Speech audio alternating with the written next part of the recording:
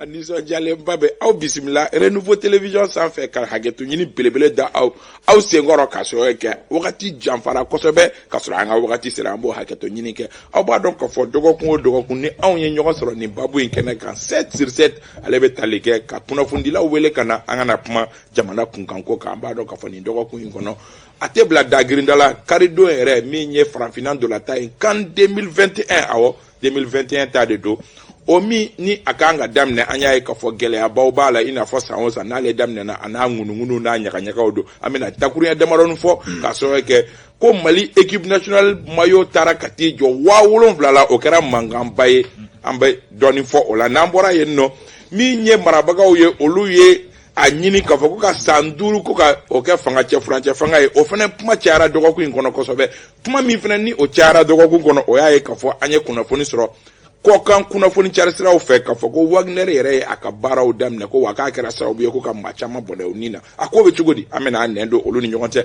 an ka maa welelenw k'a daminɛ ne numan bolo fɛ Sori Ibrahim Diallo badabada Sori ni ɲankuma kaba k'i fo foli diyara n ye ka an jɛɲɔgɔn minnu sera kɛnɛ kɔnɔ k'u fo Renouveau Télé ɲɛmaso ka foli bila u bɛɛ lajɛlen minnu bɛ filɛli la minnu bɛ ka lamɛnni kɛ ka u bɛɛ lajɛlen fo ala k'an bɛɛ sababa ma ala ka jamana basigi jamana marabagaw ala ka ta fanga dugu amina yarabi Mburanŋɛ min n'a bannen don n ka burankɛya ma n'a tɛ n bonya Maliki Konate i ni sɔgɔma kaba i ni sɔgɔma i ka trophée min bolo an bɛ dugawu kɛ ala ka kɛ hɛrɛ ye a dir'i ma kun fɛnɛ kama ala ka to i sankɔrɔtɔ ka yɛlɛ n tɔɲɔgɔn bɛ plateau kan an b'u bɛɛ lajɛlen fo an bɛ dugawu kɛ jamana ye ala ka jamana basigi ka Bintu Nafo fo ani maa o maa tɛgɛ bɛ aw ka kɛrɛfɛ juru la a b'a fɔ cogoya min na ani Renouveau bɛɛ lajɛlen mɔgɔ o mɔgɔ bɛ k'an lamɛn Mali kɔnɔ Mali kɔ kan ka bɛɛ lajɛlen fo a diyara an ye Yusuf Sisoko kabi san daminɛna nin ye ale siɲɛ fɔlɔ ye an ka jamukan kɛnɛ kan Yusuf i sanbɛ ala ka san caman yira an na amina rabi Isa k'i fo a kɛra faama ye dɔɔni n yɛrɛ tun fari man di n na dɔɔni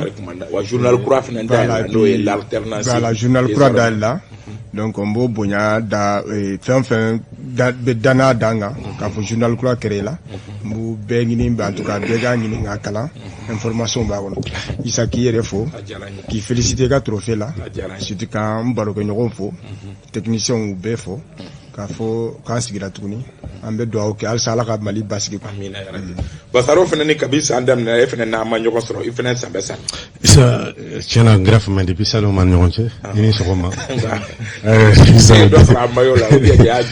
Isa i ni sɔgɔma a ni sɔgɔma ko basi t'i la trophée foli kɔfɛ an bɛ foli lase an filɛbagaw n'a lamɛnbagaw bɛɛ lajɛlen ma 2022 ka o samɛsɛmɛ foli lase u bɛɛ lajɛlen ma k'a fɔ ko Isa mɔgɔw man kɛnɛ mɔgɔw man kɛnɛ kosɛbɛ yɛrɛ tiɲɛ don fana dɔ bɛ a tun bɛ ne yɛrɛ la Isa mɔgɔw man kɛnɛ donc an bɛ foli kɛ banabagatɔ bɛɛ k'ala ka lafiya d'u ma Isa dɔgɔtɔrɔw ka kunnafoniya la k'a caman bɛ sɔrɔ hali Covid ye donc mɔgɔw ka to ka test kɛ pour se rassurer ni Covid don u ka traitement approprié min u ka se k'o sɔrɔ ni Covid tɛ u ka furakɛli min ka kan u ka se ka k'u ye cogoya min na donc an b'o dugawu kɛ kɛrɛnkɛrɛnnenya an yɛrɛ terikɛ Ami Baba Sise a fana ye fari manda la nin waati in na k'a yira i ni Amini Baba la ko fɔlenkɔrɔ b'a nɔ la donc a ka ɲi an bɛ foli d'i ma an bɛ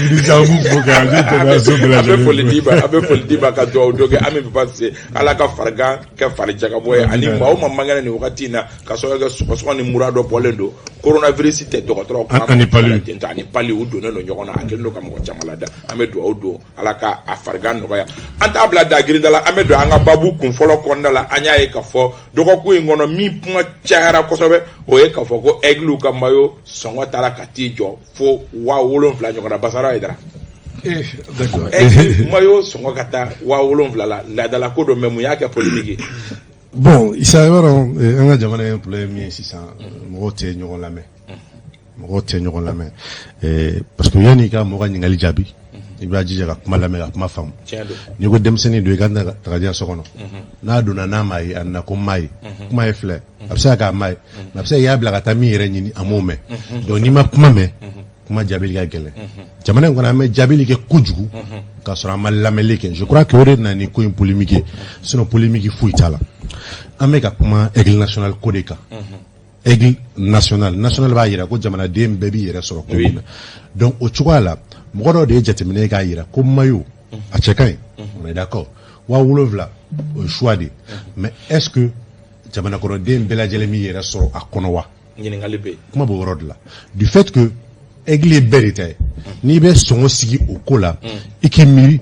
k'a fɔ ko maa dɔ bɛ jamana kɔnɔ se bɛ olu ye dɔw bɛ yen olu bɛ cɛmancɛ la dɔw bɛ gɛlɛya bɛ dɔrɔmɛ sɔrɔ olu ka ko la donc n'i bɛ sɔngɔ sigi i bɛ se ka sɔngɔ sigi min b'a to bɛɛ bɛ se k'i ta sɔrɔ a la mankan bɔra yɔrɔ jumɛn non mankan bɔra yɔrɔ jumɛn Isa n'i bɛ jamana ko la i bɛ jagoko bila kɛrɛfɛ an bɛna ale kuma na kuma kɔnɔ n'an bɛ taa mɛ se ko mankan bɔra yɔrɔ jumɛn fédération ye a ka communiqué a ka prix fixe maa dɔw y'a jateminɛ ko sɔngɔ ka ca olu ye teliyara ka maaw wɛrɛ ɲini kana n'o ye k'u b'o feere 7,000 fédération ye communiqué kɛ ko ni maaw ma sɔrɔ la o fini feere la fraude de don ko contrefaçon mais droit ko kuma ye dɛ an bɛ don marque ko kuma ni droit ko kuma i sera ka taa maillot dilan ka Ernest Kaka n'o de f'i ye Isa o n'an bɛ taa an bɛ se o an bɛ jamana ko de la et dans un milieu concurrentiel n'i ye sira bila mɔgɔ wɛrɛ bɛ don fura contrefaçon b'o la fura foyi t'o la diɲɛ fan si concurrentiel yɔrɔ la ni e ye wo bila dɔ b'a wo ɲini bɛɛ segin ma Mali kɔnɔ an bɛna kaba n b'a daminɛ yɔrɔ min na fɔlɔ d'abord an b'a fɔ Basaro ye a kan ka taa ɲinini kɛ ka taa ɲini ne y'o kelen de kɛ u ye prix bɔ siɲɛ fɔlɔ la e yɛrɛ b'a kalama tun fɔra ko 50,000 francs CFA k'a bɛna k'o de mais après u y'a bila u ka page officielle kan ko 35,000 francs CFA bɛɛ ko k'a sɔngɔ cayara an wulila ka taa ɲininkali kɛ k'a dɔn mun y'a to a kɛra 35,000 francs ye Basaro b'a kalama a bɛ maaw sa kuma caman an bɛ to ka accuseli kɛ k'an bɛ to ka accuseli kɛ k'a fɔ ko maaw original k'a tɛ sɔrɔ parce que Ernest ka maaw tɛ na yan a b'a bɛɛ feere Europe de fɛn fɛn bɛ n'anw fɛ yan i bɛ taa sɔrɔ commerçant de bɛ taa ka na n'a ye dɔw b'a fɔ k'ale ta original don fɛnɛ b'a k'ale ta original bɛɛ b'a ta feere a ta feere cogo la k'a fɔ ko original mais Ernest yɛrɛ ta tun tɛ na nka nin y'a siɲɛ fɔlɔ ye k'a yɛrɛ ka maaw bila ka n'an fɛ yan o ye kunnafoniya min d'a ma ko nin y'a siɲɛ fɔlɔ ye wa olu de demande kɛ k'a fɔ ko ka boutique dayɛlɛ bon maintenant k'a ye fédération de choisi ka 2 millions de maaw k'o bila ka na cogo min na o ka se ka dilan u ye mun fɔ an ɲɛna dɛ maintenant a yɔrɔ min bɛ ka fɔ bien vrai que oui a sɔngɔ ka ca d'habitude ko maaw bɛ feere e yɛrɛ aw bɛ balontan ko kɔnɔ aw yɛrɛ b'a caman kalama ni maaw bɛ feere supporteru ka maaw fɛnɛ bɛ dilan a bɛ f'o ma ko réplica ou bien duplica c'est à dire ka maaw supporteru fɛnɛ ka maaw bɔ a dama na maaw original oui balontannaw ka maaw bɛ yen supporteru fɛnɛ ka maaw bɛ yen donc ni mɔgɔ bɛ fɛ ka balontannaw ka maaw yɛrɛ bɛ don balontannaw kana o prix b'a dama na supporteru fɛnɛ ka maaw o prix b'a dan ça permet aux supporters minnu bɛ yen k'a fɔ wari mais munna u m'o bila an ka bolo kan kaba mena lew i bɛ to mina kuma de ni ɲininkali kɛ n fɛnɛ taara sun kɔrɔ ka taa ɲininkali kɛ an fɛnɛ ɲininkali voilà an fɛnɛ ɲininkali kɛ i fɛnɛ ɲininkali kɛ donc i b'a dɔn mun bɛ yen o de to an kana mɔgɔ bila fili la maintenant mun ye communiqué in ta fanfɛla ye n'o kɛra polémique ye k'a fɔ ko mɔgɔw kana contrefaçon kɛ problème kɛra yɔrɔ min ye kaba n bɛna misala kelen ta wagati dɔ la renouveau yɛrɛ kɛlɛ kɛ yan k'a fɔ ko radio dɔw b'u ka fréquence kan k'o kɛlɛ kɛ k'o ka dabila mais o radio min dayɛlɛnen filɛ nin ye mɔgɔ dɔw fɛnɛ tun b'o radio la mais programme dɔw tun b'o radio la mun tun b'o sɔrɔ o tun ka di maliyɛn dɔw ye mais a kɛ kun ye jumɛn parce que renouveau y'a accepté k'a yɛrɛ bila règle kan ka sariya jamana ka fɛnw l'accepté k'o kɛ maa wɛrɛ tɛ se ka na k'a fɔ k'a bɛ don renouveau k'o kɔnɔna na ka tila k'o baara tiɲɛ renouveau bolo misala sisan a bɛ ka mun fɔ nin an kan ni tɛmɛnen la wɛrɛ ɲuman na vocal bɛ yen peut-être que n'i y'o ye ɲini kɛ peut-être u y'a vocal d'i ma commerçant dɔ y'i vanté ka mun kɛ cɛ yɛrɛ ka marque sanfɛ plus de 200 millions et quelques ale y'o de sɔrɔ n'a ko sori ka marque y'a ka marque bɔ ne ka sori ka marque ta k'o fabriquer k'o dilan ka taa Chine ka t'o caman dilan k'o feere sori ma wari sɔrɔ mais ne ka tila k'o sori sori yɛrɛ ka marque la ne ye 200 millions de sɔrɔ a kan kaba ye mun kɛ sori la tɛ ka sori de bin wa donc il faut k'an k'o de faamuya u ye mun fɔ ko sisan olu bɛ se ka jalaki yɔrɔ min ta o y'a ye k'a fɔ maillot supporter bɔ a kuma na misala sa u tun kan ka bɔ yanni kani cɛ il paraît que kan ka bɔ fo kalo tile 15 ɲɔgɔn fo ka taa se ou bien 13 ɲɔgɔn dɔw o de ɲuman na k'a dɔw bɛ se ka kɛ a bɛ se ka na kani yɛrɛ kɔfɛ o jalaki yɔrɔ o kan ka bi fédération kan parce que u tun kan k'o programmer depuis très longtemps n'u ma ɲɛ kɔ u kana n'a fila bɛɛ lajɛlen mais mɔgɔw bɛ ka min reprocher ka maillot bɔ min sɔngɔ bɛ bɛn ka anw Mali jate minɛ ani Mali sɔngɔ kaba n bɛna le kaba maaw la il est au courant maaw cité i bɛ taa cité fɛn fɛn kan k'i bɛ taa maaw original ta a cité yen nɔ k'a fɔ 45 euros balontannaw ka maaw supporter maillot dun supporter mɔgɔ de finna n'u ka erreur kɛra yɔrɔ min ani n'u ka jalaki yɔrɔ kɛra yɔrɔ min u ye maaw original kelen dɔrɔn de bɔ u ma sɔn ka maaw supporter in bɔ fɔlɔ n bɛna aw fila bɛɛ ma Yusuf polémique in ye cogo di Isa n ye polémique in ye hali n ye fédération ka communiqué in kalan communiqué min bɛ k'a fɔ ko ni maa minɛna i bɛ ka maillot feere k'u b'i ɲɛɲi min tɛ fédération siège ta ye Maintenant, moi je crois que Bassaro est faux. Moi je suis d'accord avec lui. Il n'y veut jamana dem ka sorota ka dogo. 40 000 SMIC. 40 000 SMIC. Et beta ko mayo fixé 35 000. C'est pour exclure en tout cas une frange importante en tout cas de la population. Ça c'est clair.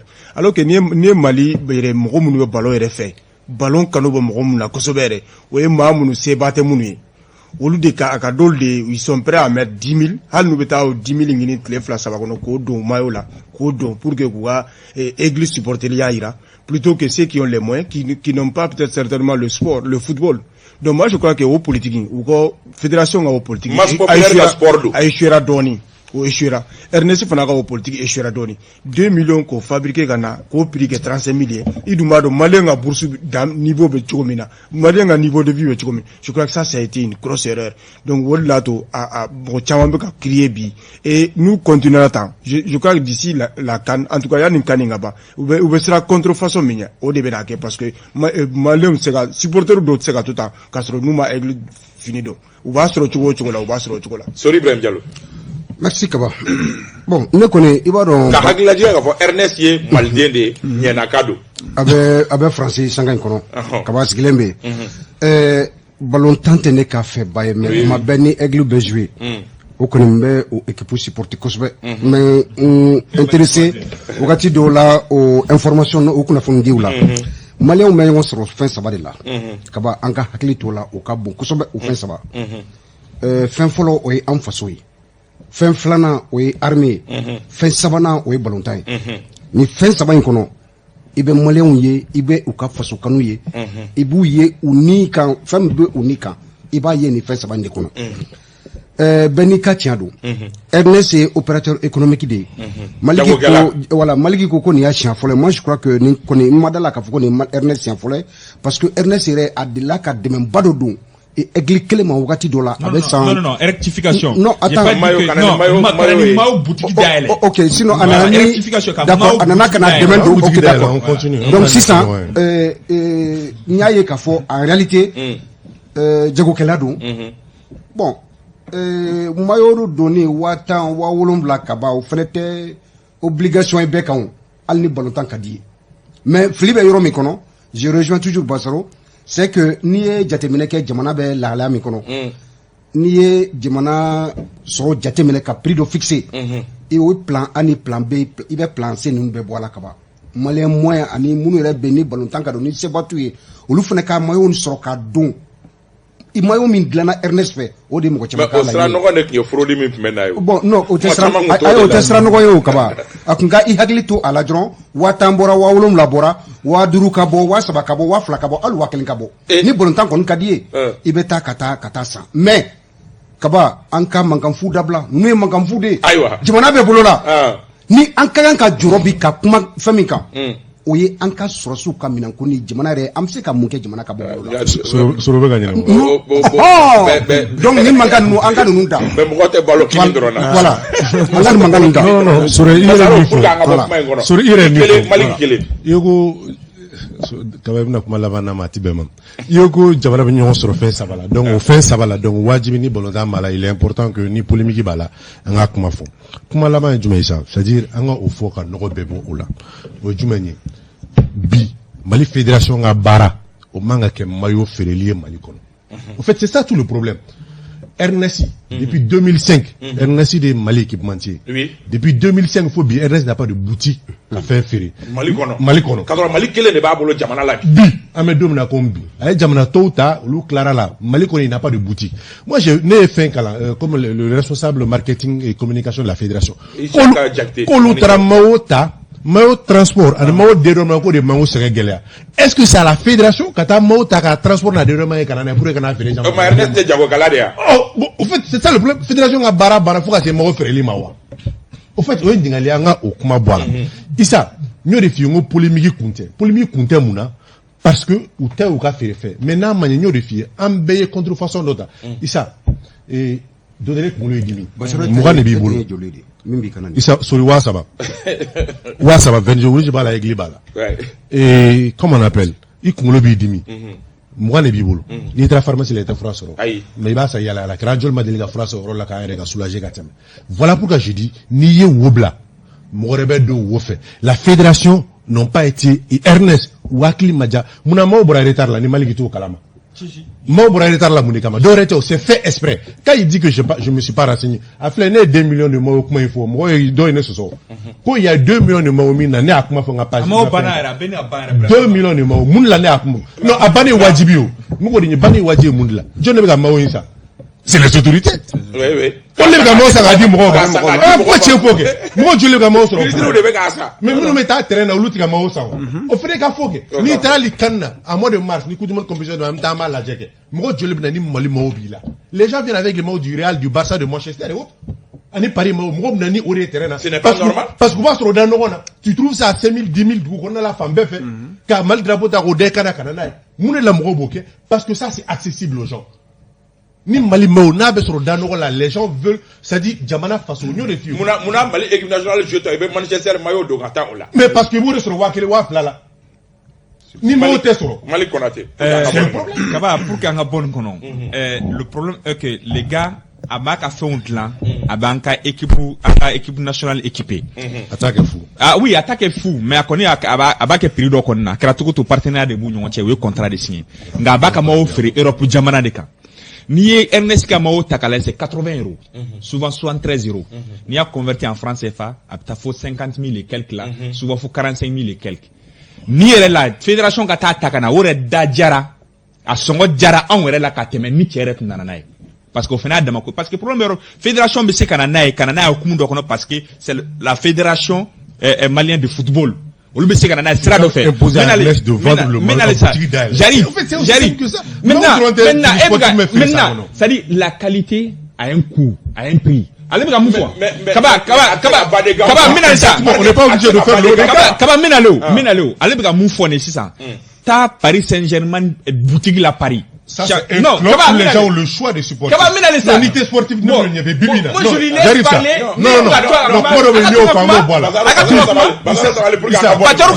Aujourd'hui, dans le monde, il va sur les supporters se plaignent parce que au stade dans le monde là.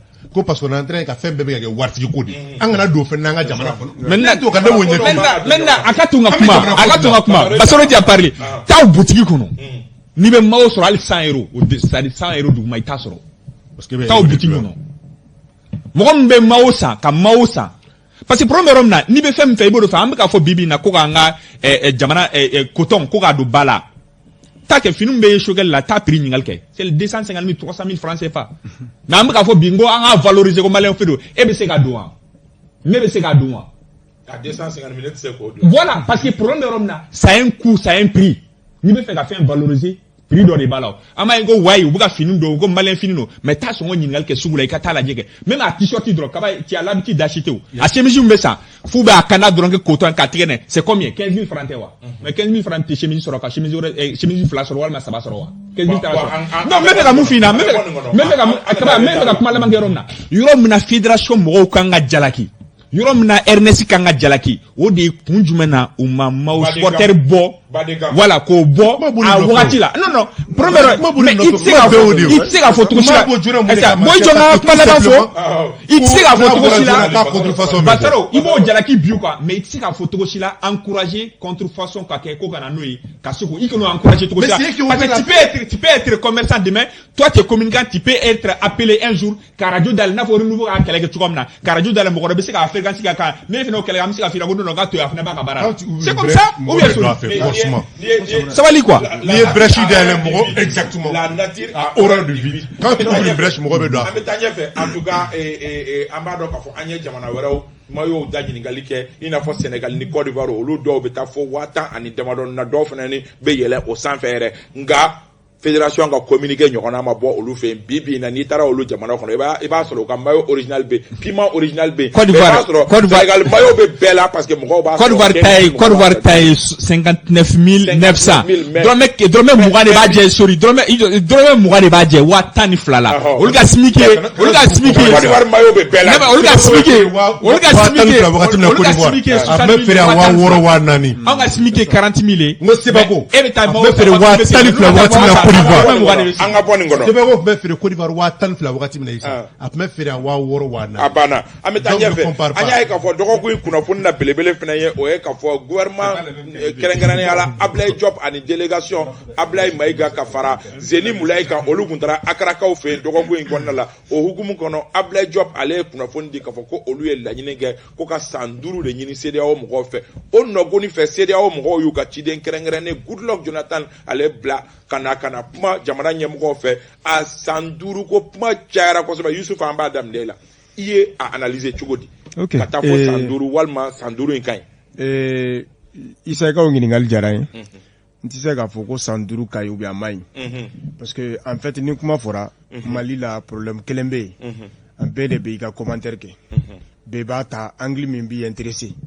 sanduru infole il faudrait quand même rappeler le contexte sanduru infora assise nationale de la assise nationale là où il y a fourchette fla d'état au kalo woro kata sanduru donc olu kono ko ka chogo be la transition ga se ga ba olu kono donc no kuma fora et au assise nationale de parce que gouvernement ya ga fin y a hal chronogramme lié au assise de la ni ye kuma fo gouvernement ko ku jofolo assise ka ke assise ke len ko fede gouvernement la ga délégation blakata Accra kato de compte rendu ke ko compte rendu la ko peuple a décidé de façon souveraine que transition beta kaloworo sanduru donc lu dana ko sanduru ko ya dai o ya délai dai quoi maintenant o sanduru min fola ama fo ko forcément transition ga ko sanduru ngolo.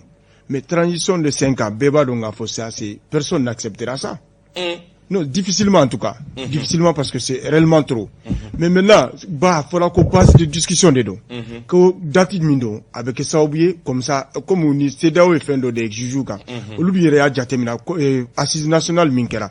Fin de annoncer la nouvelle réforme.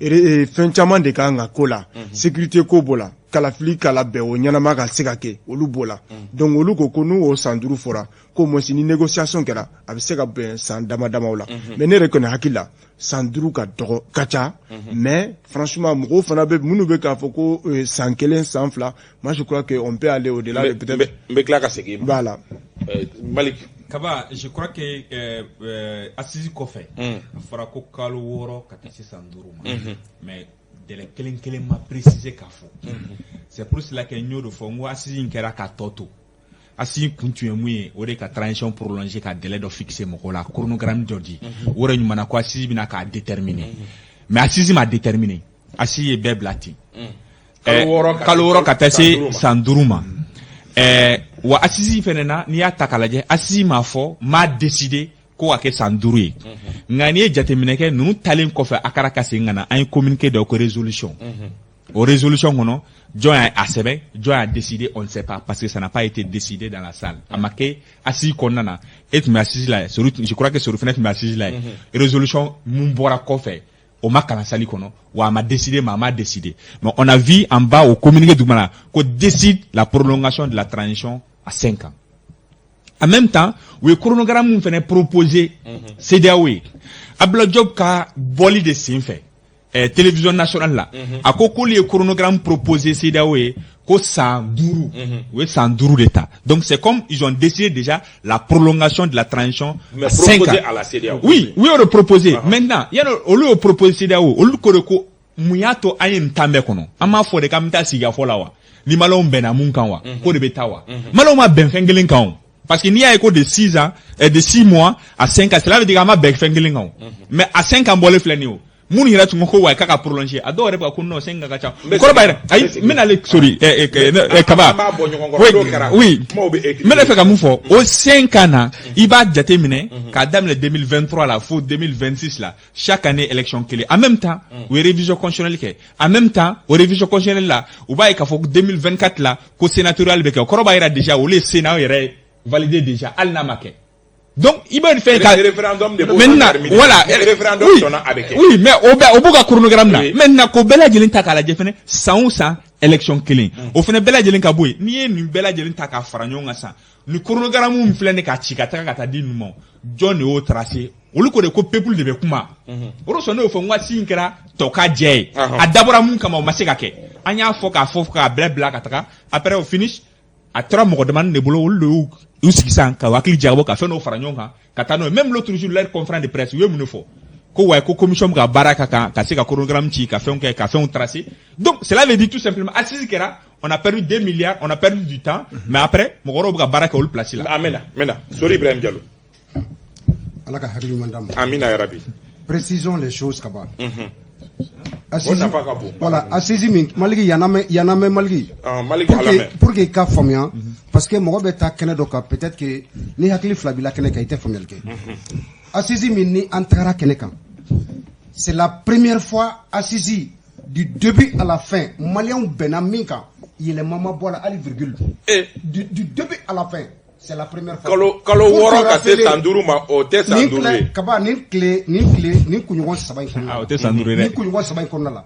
Ka damine togoda buguda kana se fo sebe konna la.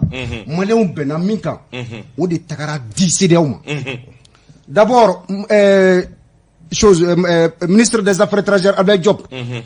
Akanya foli fe ni ye akumakan jateminɛ kosɛbɛ i b'a ye a fɔra de k'a fɔ maliyɛnw bɛnna kan ko san 5 ta ka daminɛ kalo 6 la ka taa se san 5 ma baara min bɛ an bolo baara in bɛ mɔnɔbɔ ka se o yɔrɔ ma baara in barika ka bon i b'a dɔn bɛɛ n'i ka fɛɛrɛ don il n'a jamais été dit que a fɔra ko maliyɛnw ko san 5 non c'est-à-dire que du début à la fin c'est ce que j'ai dit recommandation n'a que la résolution nya foyan ngo recommandation ko kuma min be anda kono résolution de do mais kaba nafuni jale mi malien sima fo ka fo autorité sima fo ka fo am bena san duru de ka ça a été fidèlement transmis et rapporté vraiment à la CEDEAO ce que les Maliens ont décidé nous avons décidé ka fo transition kalo woro ka monobo kata se san duru ma ka sababu ke bara belebele do be jamana in bina ka se dinga mi kono abe dinga mi kono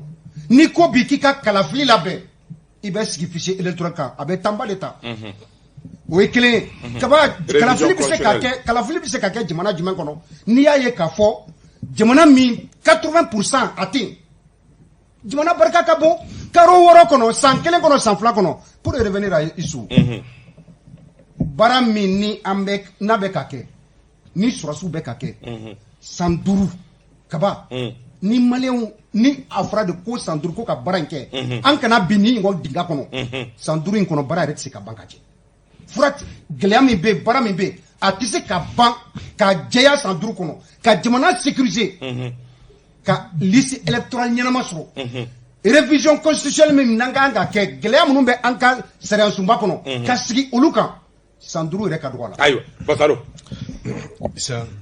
Soriga tiɲɛ fɔ je crois que Soriga tiɲɛ fɔ ni baara in bɛ gɛlɛya o jumɛn ye assise recommandation min fɔra a kɔnɔ o de transcrit ka to di CEDEAO ma je crois que o de kɛra baara in yɛrɛ fili ye foyi ma falen pratiquement a kɔnɔ parce que ni assise rapport kalan i b'a incohérence caman de b'a kɔnɔ donc ça veut dire que kuma min fɔra o sɛbɛnna dɔrɔn o taga donc jamajɛ fi taara ka t'o di exactement on ne s'est pas donné an ma sigi ka miiri kuma min fɔra a tila k'o fana synthèse Maliki bɛ k'o contraire de fɔ dɛ non kuma minnu fɔra o de ta dɔrɔn ka t'o di o n bɛna le sa o de y'a to n ko n'i ye rapport in kalan i b'a incohérence caman b'a kɔnɔ je crois que dɔw kun tɛmɛna a y'o kumaw fɔ a fɔ ko ka fɛn dɔ supprimer yan a fɔ ka fɛn wɛrɛ créer yan fɛ a fɔ ko ka comment on appelle service militaire obligatoire 18 ans yan il y a fɔ ko 20 ans yan donc n'i y'a jateminɛ incohérence o de y'a to baara kun ye brouillon de voilà pourquoi ne ko fili caman kɛra fili ye jumɛn de urgence foyi kun tɛ isa semaine min n'a bɛna kɛ sini la date a kun ma fixé fɔlɔ yɛrɛ c'est vrai que CEDEAO kun y'a fɔ ko d'ici yanni kalo sa cɛ k'an k'an ka date di mais on pouvait se donner c'est-à-dire au moins 2-3 jours assisi kɔfɛ ka assisi rapport ta isa ka synthèse kɛ ka nettoyer an bɛnɛ min ye est-ce que o ma siran o de ɲɛ non isa n'a mɛ siran mais élection organisée février CEDEAO ka délai février de o n'a mɛ siran mun na ma élection organisée février n'an dɛsɛra k'o kɛ on n'est pas parvenu à respecter ce délai an ma se k'o respecter o mun na an bɛ fɛ ka nin délai respecter 31 décembre respecter diyagoya voilà pourquoi n ko fili belebeleba kɛra fili jumɛn ye sa n'i y'a jateminɛ ministre ye jumɛn de fɔ a ka communiquer affaires étrangères ko an bɛ taa 2026 élection présidentielle n'o élection laban ye k'o ye base de négociation ye Isaïe ti taa ka t'o fɔ o jɔn bɛ t'o fɔ non o ti fɔ e ka chronogramme o fɔra k'e k'o de déposer e b'i ka chronogramme di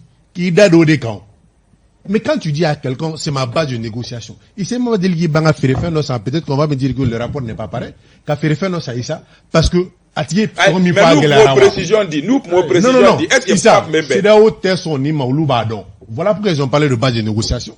Au lieu de badon, 2026, nous t'avons dit c'est là où t'es son ama. Voilà pourquoi il y a faut base de négociation. Donc, oui, le badon, kabe ke odeye. C'est-à-dire, comment ça ben a dati no fait. Mais amassé au cas bon en euro. Ouais, fili. Non, bon en euro. C'est-à-dire, ama il refait parce que ça montre qu'on a, c'est sûreté en abara là.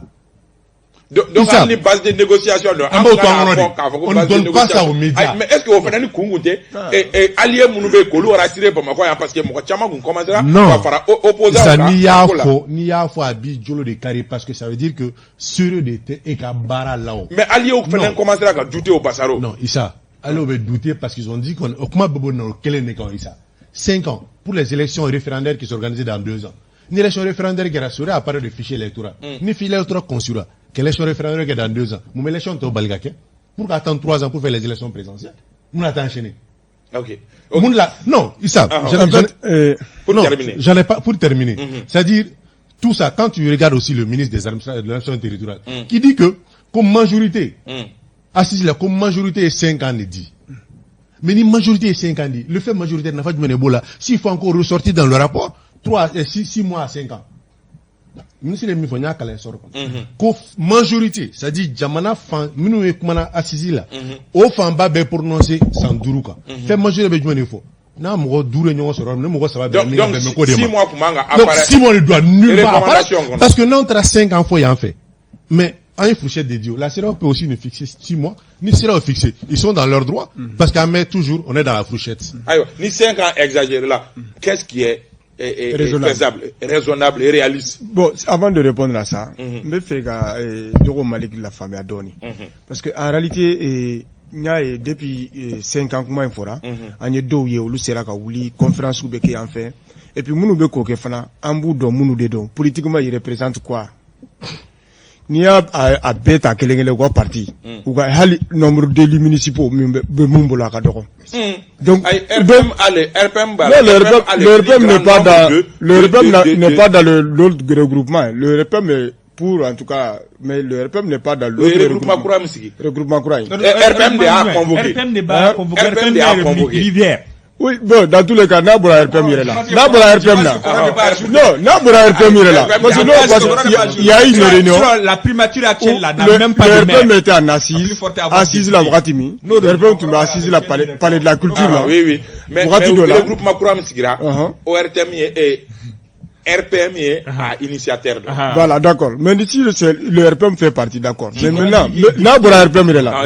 Nabora RPM il est là. On fait la table sur la famille, parce que Fanga Koro de don. On fait table sur la famille. Mais il y a Jatemina. Moulou Mounoube Kafo, le 22, à partir du mois de février, quoi, élection à qui. On a mis en conscience. Où il y a un do, où il y a Jamana Bladingue Mingono. Sans Wolom Blangono. Est-ce que n'a pas au mois de février, là, quand l'élection est tournée, dans ces conditions-là, d'insécurité, en tout cas d'impréparation, en tout cas les conditions ne sont pas réunies pour que ça calaflique. Là, il faudra qu'on calaflique au là. Donc moi je crois que l'outa connaît mieux, quand calaflique fait une fin en soi, moi je crois que ça c'est d'abord une erreur. Oui, erreur. Oui, follow, flanant. Ou quoi transition précipitée, quoi ta tilia kabo pour gagner ça kabo ningono. En réalité, réforme nous annoncera assise là. Ou réforme nous sera qui en intérêt coro. C'est-à-dire qu'il faut qu'on se donne le temps. Parce qu'il y a une transition phénoménale, à la transition, aux élections qu'elle a au fait. Heureusement pour nous, coup d'état mako fait. Mais à tanana, mais élection qu'elle a fait, qu'est-ce que ça a donné? À moi, c'est à la case départ encore. Donc, moi, je crois que transition transition là-bas, transition là-bas, conditions BD kangari, surtout quand tu remarques aujourd'hui, l'armée est en train de monter aujourd'hui en puissance. Bébar et Kafobi, sur le terrain, la peur a changé de camp. Donc, nous, là, au lieu de freiner, en tout cas, ce terrain-là, il faut plutôt l'encourager, ou qu'à continuer ni schéma, ni Elaina, pour que, au moins, cette sécurité, soit assurée.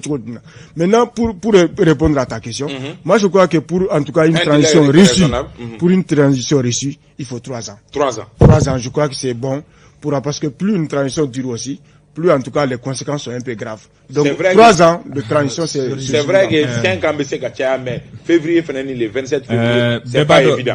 En février, qu'on est au comment qu'on t'a la bien déjà. Qu'est-ce qu'il faut faire?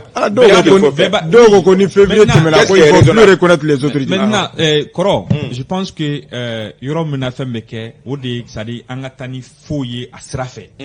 Koro, il y a un plateau, Kelenkaya.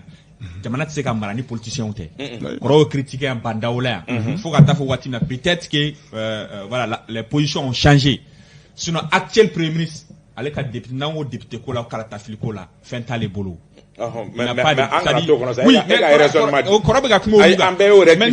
maintenant munu be ga kuma bi ce sont les 10 premiers partis politiques du pays munu be ka fo ni classement ta nombre d'élus là parmi nombre d'élus là oui na bor am ci URD alu URD rek marlay ba URD fa ko adama bolen wala to munu bala oui pare naw ni PS yele ngura kaba ni mo les 10 premiers les Flabois là ato jole 8 ato kacha ani 8 bois Flabois là to jole c'est qui couvre kodé mu takalaje Adema a sa position mais différente de la position de l'autre groupe. Adema proséqué. Sur Adema était dans le mouvement. Mais changement mukera, grâce au biais, Adema bascule à côté de là. Mais Adema s'engueule mais côté de là parce qu'il signe. Adema signe toujours le communiqué. Pourquoi? S'engueule bien fait, tu signes de l'autre côté. Communiquer là, Adema il faut cadre qu'on oublie. Adema communiqué officiel. Officiel qu'on lui communiquer. Je n'ai pas vu ce communiqué. Non, moi j'ai vu ça. Bon, après, signé de Marmancha. Maintenant, je n'ai pas vu ce communiqué. Ou Bora, ou démarqué. À interview de accorder RFI. Ou démarqué. Voilà. Ou démarqué Kabo Kadri là. Si tu m'envoies ça, ça me fera plaisir. Non, ils sont plus. Donc, même fait qu'à Moufodron, déjà que délai le 16 à ce qu'à respecter. Quand il a fait un tranchon, le 27. Le 27 c'est qu'à respecter. Djanleba. Trancher coquet du mai. Trancher avec la priorité du mai. Ça, c'est l'organisation des élections. Parce que l'organisation est mais est-ce qu'il y a un taille? Kaba, oui, un taille. Maintenant, on va comme sécurité nous. Sécurité, on a 20 tata, on a 50 tata, sécurité comme c'est à maintenir. Avec cette équipe, oui. Ça va ça. Sorry. Qu'est-ce qui est raisonnable? Sorry, je m'en apprends dis-moi. Qu'est-ce qui est raisonnable? Dans un passé récent, sorry, wati kungurun konya. Iko ko ibeka meneko biko jamana tu bina. Qu'est-ce qui est raisonnable? Qu'est-ce qui est raisonnable aujourd'hui? Que les autorités de la transition actuelle là, ou ka chronogramme chi, ka baradi, c'est-à-dire ka barake ka fo barabe damne ndati la nibeke, amena nikenna fichi be bon na nibeke na, ko ti ko di. Au Beira Bella Gelina, mouille ton nouné, le président, où est le fond? Oui, proposition de qui? Aux propositions, Bassaro de faux. Pourquoi avec élection chaque année, une élection? Pourquoi? On recommande, qu'est-ce qui est raisonnable? Pourquoi attendre aussi, nous, 2023, qu'à élection organisée? Ce qui est raisonnable là, c'est de 3 mois à 6 mois maxi. Voilà. Sorry, Ibrahim Diallo. Ningali est bien. 5 ans, mon son a qu'à voir, allez, mounou, allez, au loup, ko tchèna, ko 5 ans, gacha. Ni 5 ans, no gacha. Alors qu'en bas, donc, février, kalo, clé, mougan, ou l'omble, qu'est-ce qui est raisonnable et raisonnable? Bon, février, kalo, clé, mougan, ou l'omble, quasiment impossible. Non, au Djabi dira, depuis Boukatidjan, depuis sanction, matin, quand même. Premier ministre ministre des Affaires étrangères qui kato a fo CDAO mowena aw ko ka kala fil la beni fere kala tle mo ngolo re ketko foi to la fa o kuma banen donc en to kono blin quoi maintenant les 5 ans ali 5 ans min nembe en fait kaba a yere ba don 5 ans a tise ka so amba don mais na fora ko ka mali ka baraka bi ninda sera premier ministre min be sanga kono na be fangala. Et puis, comment on va continuer, il faut qu'il y ait un formal, un natlé. Ibeka, Wakati na Ibeka. Je mets quiconque au défi. Malien de Tlobani là. Ni Mrobe, Ibeka Kawakati là, ni Kelenkera Fenkeni. Ibeka Kawakati. Non, attends. Sur la mort, il ça, mais il y a soutenu. Il y a soutenu. Parce qu'au bord du coup, pour me décourager. Moi, ça, je reste imperturbable. Mime se ka ke ou ka anga so surtout anyamami na tisa Malikonobi il a dit la peur a changé de camp. Ça c'est incontournable. Malien bi mimba ka boudala mimbe tokodala mimbe ka sasalike mimbe kaka tika la fin ka do kanana iso ka ba beba dombi so si munu be fangala ne tate parce que ko Aïdara y'a fɔ v senfɛ ko mɔgɔ minnu tun b'u wele k'u caman y'a u wele k'a f'u ɲɛna ko tiɲɛna ko wagati ka ɲi dɔɔni. Merci.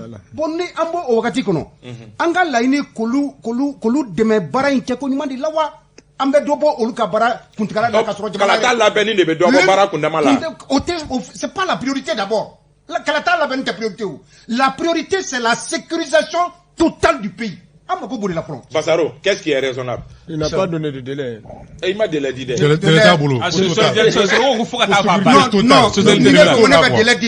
je maintiens aux 5 ans. Non, c'est important. Il a parlé de la primature aujourd'hui, qui n'a pas, d'après Mali, qui n'a même pas de conseil. Bon, ok, voilà où de. On va faire au lieu de Kabampe ou Jamanakono. Kaba, il y a madoye politique, mogadou. Danaya ba de be ou ka sigidaoula. Mais wartiko bena, façon n'a voulu chuele, kolu chue ko, ou danaya mo ke manugune. Sorry. Mamunu be, no le be, warde be takama, danaya mo toi. Sorry. Sorry, enne de boto warim de ka voter. Enne de boto warim de ka voter. Sorry. Il m'a fait dire namade. Sorry. Enne de boto warim de ka voter. Sorry, tu bantanga metan job voto dala ka wakele. Ka wakele na wa flam na voter. Non, pardon, on y a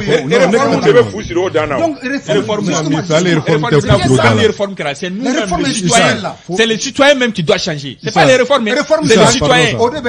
Ça même malien croit comment faut la dongodo. Mais il va nous mener n'a comme malien croit que nous baisser la chose le mana filisera sans fait. Très bien. Faut regarder malien croit on le beka non mana boga mo lugo no ga filisera au sans fait. Donc malien fallait li. Non. Net théâtre qui doit passer. Serait de là ou quoi. Tant que je vois en longueur de journée mɔgɔw mobile kɔnɔ clinique bɛ fili mɔnɔ bɛ fili siraw kan on s'en fout ka bɔ k'an bɛ gidɔrɔn sanfɛ donc maliyɛn kura o de y'a to n y'a f'i ye mɔgɔ caman bɛ yɛlɛmali kuma fɔ i sa n'an ka bɛ yɛlɛmali kɛ san mugan ko de don o fait parce que maliyɛn hakilina o de ye problème ba yɛrɛ de o fali ka gɛlɛn sini bɛ élection organisée dans 5 ans i bɛ élection organisée mɔgɔ bɛ t'u jɔ denmisɛnninw bɛ t'u jɔ tuguni bureau de vote da la k'u ka carte minɛ musow bɛ t'u jɔ ka carte minɛ n'an ma 1000 2000 di yan on ne votera pas pour vous tant que o ko ma falen an bɛ min ɲini an t'o sɔrɔ maintenant on va revenir dans le débat isa ne ka famna diplomatie n'était diplomatie mais diplomatie sɛbɛnni ani kuma de don an ka fili kɛra yɔrɔ jumɛn nin ko in na ne faamuya la dɛ min fɔra l'armée est en train de monter en puissance o ye kunnafoni dumanba ye et que n yɛrɛ bɛ o senti sur le terrain donc an tun bɛ programme de kɛ d'un an minimum d'abord un an jumɛn élection tɛ kɛ dans un an o tun ye jumɛn ye sa dans un an qu'est-ce que l'état bɛ jumɛn de kɛ état bɛ jumɛn de kɛ ni armée bɛ avancer il faut que les maires reviennent dans leur commune. Préfet au cas tout siguro là. Juge au cas tout siguro là. Ou cas sécurité au soro siguro là. Voici, dans un an, au processus fléné par chaque département ministériel. Mais la justice, bah, faut. Un an, armée va avancer pas mina. Au paquet na nega juge ou be ou cas terrain recouvrir au paquet kono. Absolument territorial bah, faut. Au wat kelen kono nega préfet nega commandant muga zone retrouver au san kelen kono. Au quel na le kramo ou be retrouver au san kelen kono. Maintenant ni au déploiement kera. À la fin de la première année, nous et 2022, 2023, à Messi, ou à la fin décembre 2022, à Medjatemineke, Jumen. Mais pression n'est pas un chronogramme, non, ça n'y aurait pas ça. N'a pas cette pression, il y a l'élection qui est février, on allait finir dans tout ça. Mais bon, bella. Non, n'est pas aux propositions qu'on y a. C'est-à-dire, on ne fait pas un truc basé seulement sur un calendrier électoral. À nous, les cas, qu'un chronogramme dit, c'est d'ailleurs ma basé. Non, nous les filles, nous les filles, nous mais point de fixé un an ou un an qu'on a barameke, un mot baradeke. Deuxième année là, on allait commencer au temps que l'on a mis à notre territoire, mis à préfet qu'à déployer avec, mis recensement électoral pour aller vers les élections au avec. Maintenant à la deuxième année, on allait programmer toutes les élections. Et on a problème bien ça. Pourquoi encore on met Albi, on met Gelakon, on met Longoir Tambolo, on sépare encore des élections, mais nous mettons à Franyoronga. Mouna. Le présidentiel ni législatif ni sénatorial, ça nous peut pas qu'il fait. Avec un dougouro là. Mouna on sait à quel pour dépenser Kodoya Issa. Pour qu'on puisse aller automatiquement à l'essentiel. Mouna me fait goulou bonyorona. Ni wartibulu, mimi boulou. Ibi ki brede franyo pour que ça chaman soro ou la nyoron fait. Élection bien de ma charge de les fichiers électoraux nous m'ont imprimé ni sénatorial bon comme on m'a voté pour la constitution fait ni législatif ni présidentiel le franyon et bien je me dis fichier électoral quel est imprimé mais il y a bon fichier électoral je l'ai imprimé on est pris par Watina Chogoya Kasoe émission Kadri Adema m'a quitté Adema B toujours membre. Officiellement, ils sont toujours membres. Ils n'ont pas quitté. Amba à noter. École ko geleya pembe no. Il faut rectifier.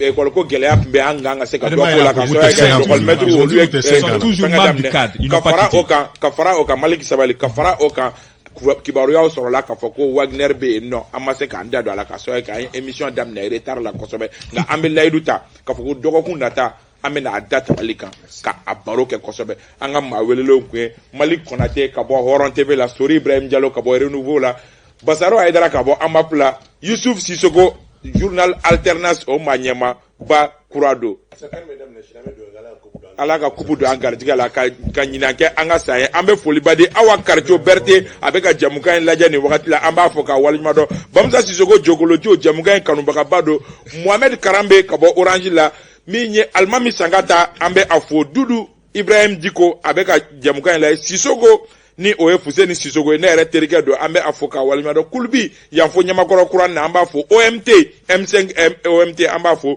Diko ni chef de fraction don an bɛ a fo k'a waleɲuman dɔn maa o maa ye message ci an ma min ye Amidou Doumbia a fana ye message ci an ma kana ɲina bi ye Nusar ka filaninw ka denkulu ye Nusar ala y'a garijigɛ don fila ni fila la cɛ ani muso an bɛ dugawu don ala k'u famamɔ k'u bamamɔ bi a denkulu ye n'ala ma basi kɛ an yɛrɛ sen bɛ se yen nɔ Bintu Napopolo tun bɛ nɛgɛ kɛrɛfɛ la arajo fan fɛ Ousmane Togo tun bɛ réalisation na Dramane Kone Dak Junior ale tun bɛ régie d'antenne na ka aw fo ka aw waleɲuman dɔn Segu Ɲame Bacili fana filɛ ka message ci an ma ko officiellement ko Adama mɔgɔw ma quitté donc n'u ma quitté ko u ka u bila u bɛrɛ la n'u bɛ quitté de ou bien n'u bɛ to yen nɔ u k'o fɔ an b'aw fo ka waleɲuman dɔn aw k'an bɛn dɔgɔkun wɛrɛ ni jamukan kelen kɛnɛ kan wasalam